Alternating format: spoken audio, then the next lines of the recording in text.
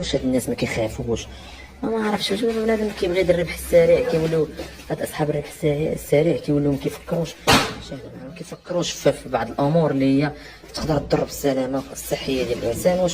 واش هاد الناس الربح السريع ولا عندهم زعما عادي الهدف ديالهم هو انهم يربحوا الفلوس فقط، ماشي شغلهم ان الناس. يا ربي السلامة الشهادة معنا مشاهدينا الكرام.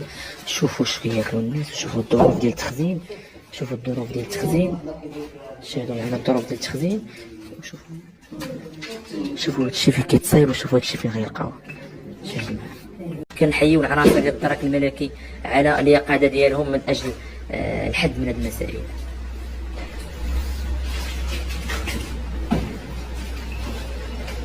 كذلك شاهدوا معنا عناصر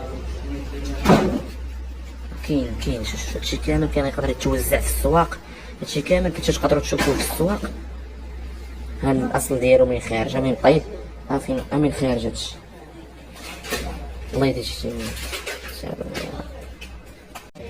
اذا غيقدر بينا خوسين واش هادشي في لا واش هادي الظروف ديال التخزين ديالو خاصو يكون بحال هكا.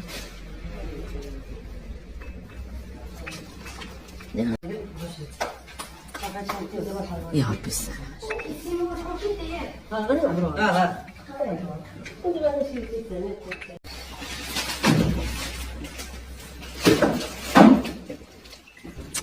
كارثة صراحة. الموضوع هو ان العناصر ديال الدرك الملكي دخلوا على خط واحد الكارثة اللي واقع هنا بمنطقة الشلالات. شاهدوا معنا لقاو النوقة بين قوسين والكاوكاو وهادشي لقاو. شوف فين لقاو فيها البرمة، فيها البوطة طواليت، فيها البرمة، فيها البوطة.